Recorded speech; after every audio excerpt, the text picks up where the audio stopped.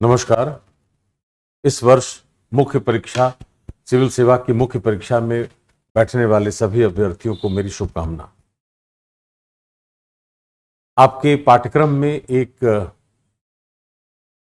Paper होता है निबंध का। इसे निबंध एक ऐसा पेपर है आपके पाठ्यक्रम में जो न आपको केवल चयनित करने में योगदान देता है बल्कि आपका रैंक बेहतर हो इसमें भी इसकी बहुत बड़ी भूमिका होती है। क्योंकि निबंध एक ऐसा पेपर है जिसमें आप दूसरों से बेहतर और काफी बेहतर अंक प्राप्त कर सकते हैं। समस्या यहां यह आती है कि निबंध जो अब पूछे जा रहे हैं उन विषयों पर जब हम निबंध लिखने बैठते हैं तो हमारी समस्या यह होती है कि हम कहां से आरंभ करें, कहां समाप्त करें। यह एक बहुत गंभीर चुनौती बन जाती है अभ्यर्थियों के सामने। इसी पृष्ठभूमि में 2025 के मुख्य परीक्षा के लिए जो निबंध आप तैयार करेंगे उसमें हमारी तरफ से योगदान यही होगा कि निबंध की बहुत विस्तृत कक्षाएं डिस्कवरी के ऐप पर उपलब्ध हैं और वो आपको कक्षाएं मिलेंगी। और आज मैं आपसे जो मुखातिब हूं उसका उद्देश्य केवल यह है कि निबंध का महत्व समझा जाए और प्रयास यह किया जाए कि जो आप तैयारी कर रहे हैं वो तो आप करें, लेकिन निबंध को इस रूप में तैयार कर लें और इतना उन्नत निबंध लेखन की शैली विकसित कर लें जिससे आपको अंक लेने में आसानी हो और आपका चयन और रैंक दोनों सुनिश्चित हो जाए। इसी उद्देश्य से आज मैं आपके सामने हूं। निबंध की जहां तक बात आती है उसमें हम किसी भी तरीके से निबंध की शुरुआत कर सकते हैं। किसी भी तरीके से कहने का मतलब है कि या तो आप कविता की किसी पंक्ति से स्टार्ट कर सकते हैं, या आप किसी के वक्तव्य से, कथन से आरंभ कर सकते हैं, या आप अपने विचारों से आरंभ कर सकते हैं। वो आपका विकल्प, आपके पास कई विकल्प मौजूद हैं। आज की कक्षा में, आज की वार्तालाप में मैं आपको एक और बात बताऊंगा कि एक निबंध का प्रारूप क्या होना चाहिए और कैसे उस निबंध में हम अच्छे अंक ला सकते हैं। हमारे सामने जो चुनौती आ रही है परीक्षा में वो यह है कि 8 जो निबंध के टॉपिक आते हैं पेपर में वो 8 अमूर्त होते हैं। अमूर्त विषयों पर निबंध लिखने के लिए कहा जाता है और अमूर्त विषय का मतलब यह होता है कि वह किसी न किसी दार्शनिक मुद्दे पर, किसी न किसी दर्शन पर आधारित होता है। ऐसी स्थिति में हमारी समझ, हमारी वैचारिकता ही सबसे महत्वपूर्ण होती है। मैंने निबंध के पर एक विस्तृत लेक्चर लिया है, उसका वीडियो डिस्कवरी ऐप पर अवेलेबल है। अगर आप जाएंगे तो वहां देख सकते हैं आप।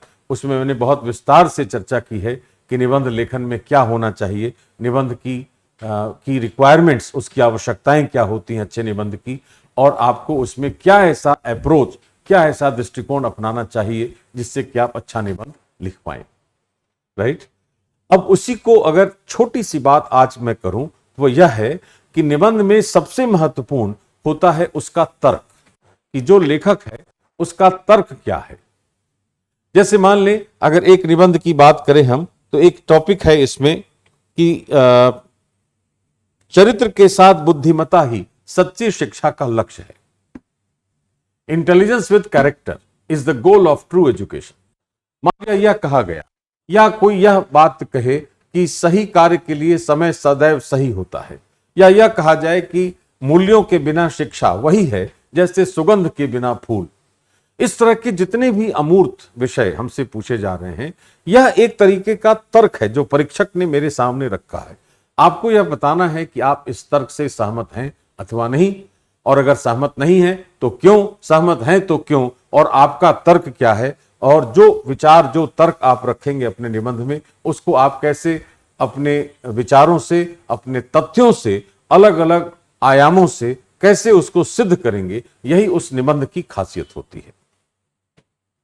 इसलिए मैंने कहा कि जो विस्तृत लेक्चर है ऐप पर अवेलेबल, उसको अवश्य देखा जाना चाहिए ताकि आप निबंध में एक अच्छी पकड़ अपनी बना सके। यही उद्देश्य है आज की कक्षा में भी। मैं एक टॉपिक पर करता हूं कि चरित्र के साथ बुद्धिमत्ता सच्ची शिक्षा का लक्ष्य है। अगर एक टॉपिक लिखा जाए यहां, चरित्र के साथ बुद्धिमत्ता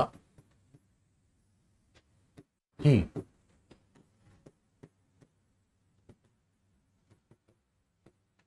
सच्ची शिक्षा का लक्ष्य है।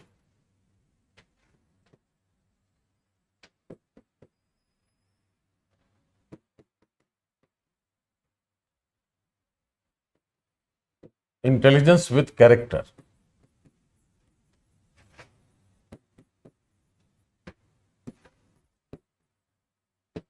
is the goal of true education। यह हमारा टॉपिक है जिसमें हमें बताना है कि मैं इससे सहमत हूं या नहीं, और अगर सहमत हूं तो उसके पीछे तर्क और आयाम क्या हो सकते हैं।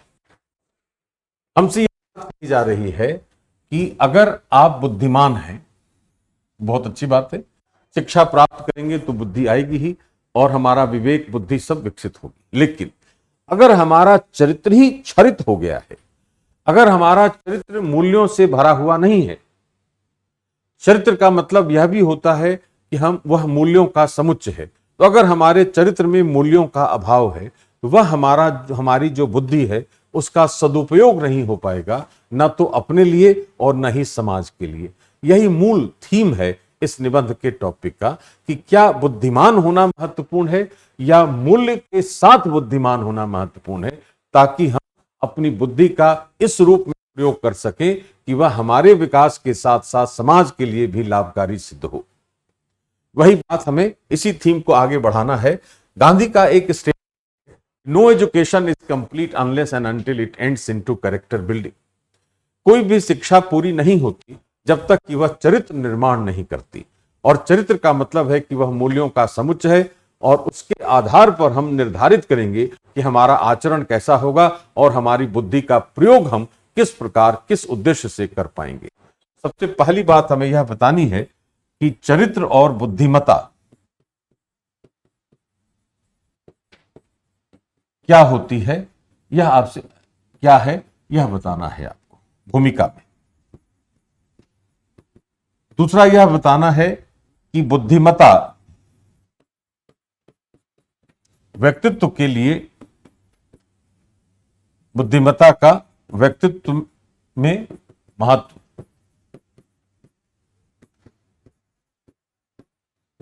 चरित्र और या चरित्र का महत्व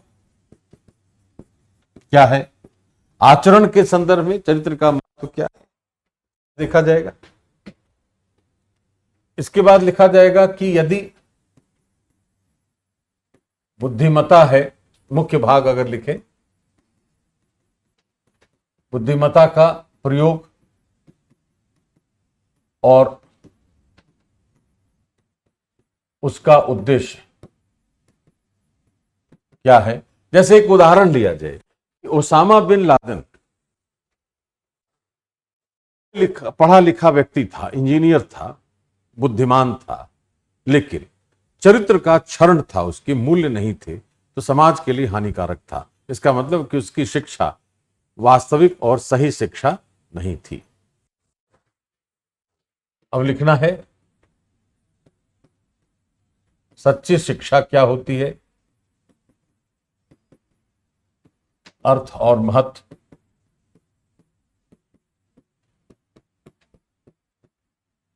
सच्ची शिक्षा के आधार पर, सच्ची शिक्षा द्वारा बुद्धिमत्ता का प्रयोग,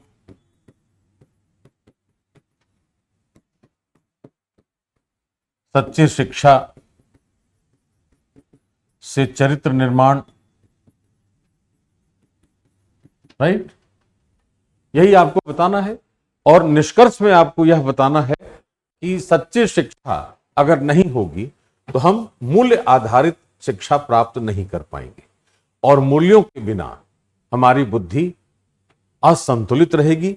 मूल्यों के बिना हम अपनी बुद्धि का समाज के हित में, जनता के हित में, अपने हित में, राष्ट्र के हित में नहीं कर पाएंगे और ऐसी शिक्षा का कोई औचित्य नहीं होता जो हमारे अंदर मूल्यों का विकास नहीं करे, जो समाज और राष्ट्र की भलाई नहीं करे। ऐसी शिक्षा का कोई औचित्य नहीं है। इसलिए चरित्र और बुद्धिमत्ता का जो संगम है वही वास्तविक लक्ष्य है सच्ची शिक्षा का। यही हमारा निष्कर्ष होगा इस निबंध में।